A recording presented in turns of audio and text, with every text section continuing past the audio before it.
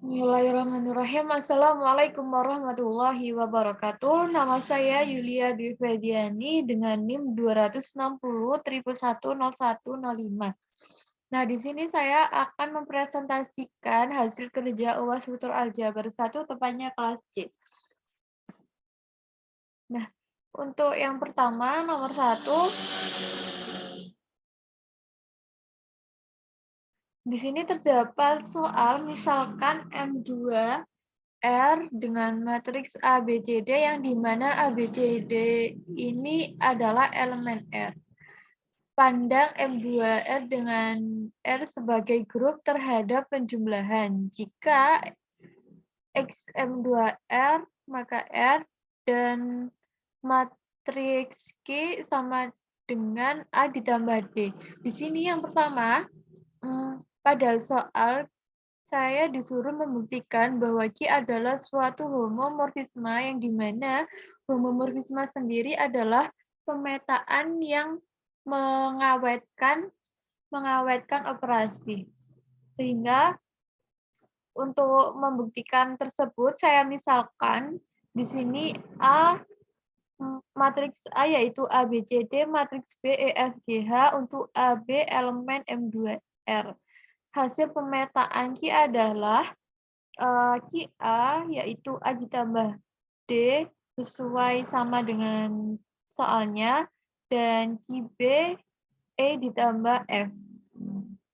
Yang mana jika A ditambah B, maka Q A ditambah B.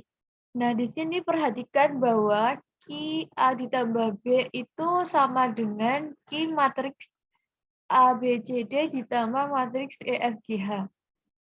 Nah, jika matriks penjumlahan ini diselesaikan, saya dapat Q A ditambah E, B tambah F, C tambah G, D tambah H, yang dimana diperoleh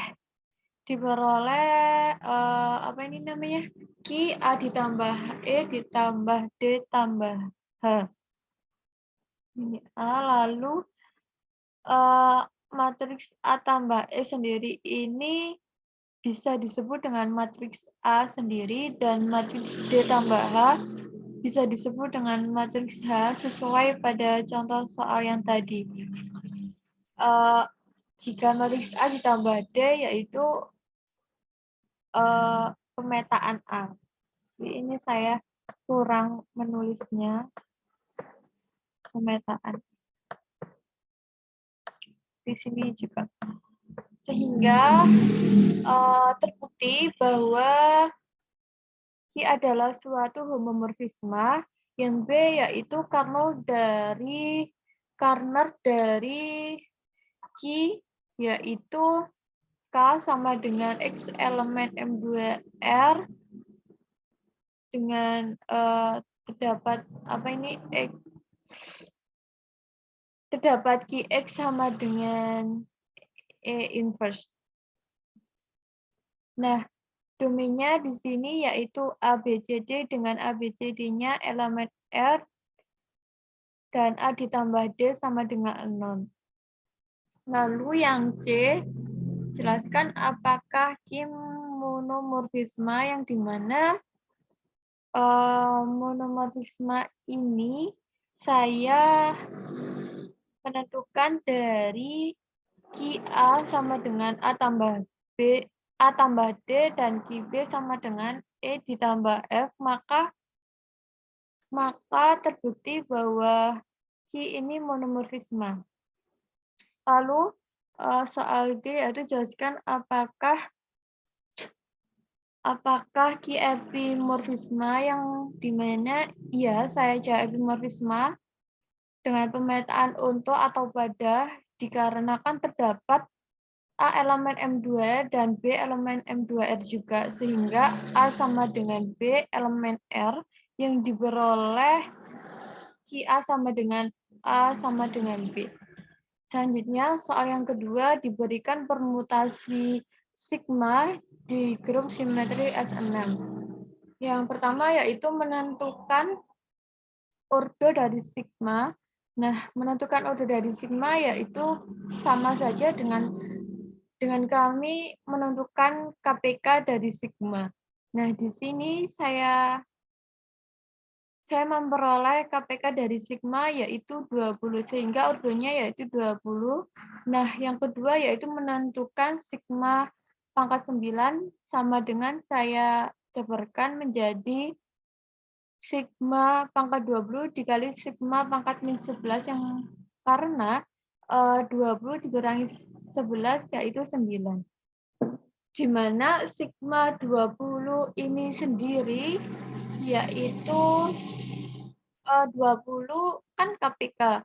KPK dari sigma sehingga sigma 20 yaitu identitas. Sehingga identitas dikali A pangkat min 11 yaitu alfa pangkat min 11. Yang ketiga yaitu menentukan inverse yang dimana inverse itu adalah membalik permutasi yang diketahui, sehingga di sini urutan yang terakhir saya taruh di yang paling depan dengan 13452 menjadi 25431, yang tengah tetap di tengah namun urutannya 4326 menjadi 6234, yang pertama menjadi yang terakhir sama seperti itu. Lalu yang D jelaskan apakah sigma merupakan permutasi genap? Saya jawab iya, karena di sini saya menentukan bentuk perkalian transposisi terlebih dahulu.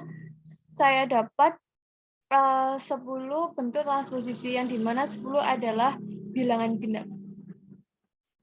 Yang nomor 3, soalnya misalkan H dan K adalah subgrup dari grup G, dan K sendiri yaitu subgrup dari H dengan orde G sama dengan 24 dan orde K adalah 3, yang dimana jika kita mencari kan orde G itu grup HK subgrup dari G, yang dimana subgrup dari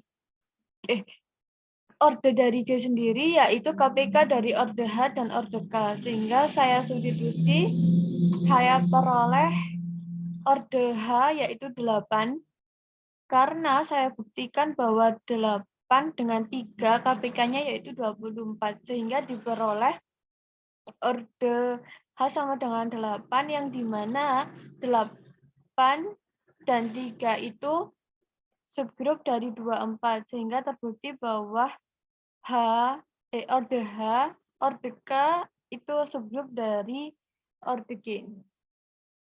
Kemudian soal yang terakhir, yaitu diberikan H sama dengan 1, SR kuadrat adalah suatu subhimpunan dari grup dihedral D8. Selidiki apakah H merupakan subgrup dari D8, dan jika H adalah subgrup, selidiki apakah H normal.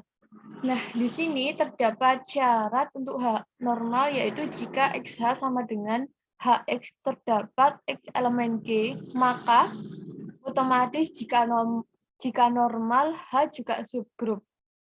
Di sini kan diketahui H sama dengan 1, SR kuadrat, diketahui 1, SR kuadrat. Nah, di sini perhatikan bahwa RH sama dengan R, R SR kuadrat diperoleh R, SR.